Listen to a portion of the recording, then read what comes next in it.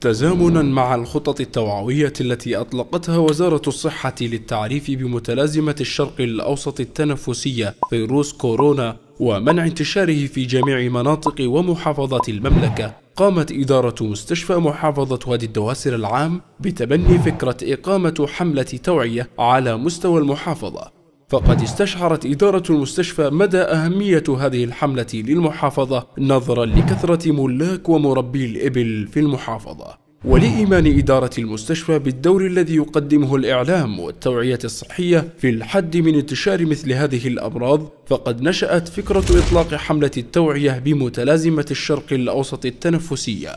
وتم تشكيل لجنة للحملة برئاسة سعادة مدير مستشفى محافظة وادي الدواسر العام الأخصائي أول مبارك بن ماجد الشريدة، وتم عقد عدة اجتماعات لوضع خطة الحملة وتحديد الأهداف. وقد لاقت الفكرة كل التشجيع والدعم من سعادة مدير عام الشؤون الصحية بمنطقة الرياض الدكتور عدنان بن سليمان العبد الكريم.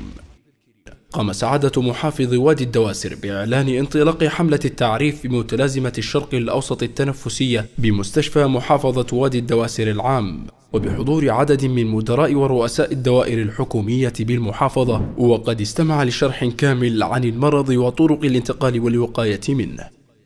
وقد تم من خلالها التعريف بهذا المرض لمراجعي المستشفى والزوار وللمرضى المنومين، وشرح كيفية طرق انتقال الفيروس وطرق الوقاية منه، وصاحب ذلك توزيع العديد من المنشورات. وقد صاحب إعلان انطلاق الحملة عشرات اللوحات الإعلانية في شوارع المحافظة للتعريف بمتلازمة الشرق الأوسط التنفسية. بعد ذلك انتقل فريق العمل بالحملة لتثقيف الدوائر الحكومية ابتداء بمقر المحافظة، حيث قام الفريق الطبي بتوزيع العديد من المنشورات وملصقات التوعية بمتلازمة الشرق الأوسط التنفسية على موظفي ومراجعي المحافظة من المواطنين والمقيمين، وشرح طرق الانتقال والوقاية من الفيروس. ثم انتقل فريق العمل بالحملة لأخطر الأماكن عرضة للإصابة بفيروس الكورونا، وهو سوق الإبل بالمحافظة الذي يعتبر واحدا من أكبر أسواق الإبل بالخليج، ويتوافد عليه العديد من تجار وملاك الإبل من كل مناطق ومحافظات المملكة ودول الخليج. لذا فقد رأت إدارة المستشفى بضرورة توعيتهم وتثقيفهم للوقاية من انتشار هذا الفيروس. وعلى مدى يومين قام فريق العمل بالحملة بتوزيع العديد من المنشورات والأقنعة الواقية من استنشاق الرذاذ وشرح الطرق الصحية السليمة للحد من انتشار المرض.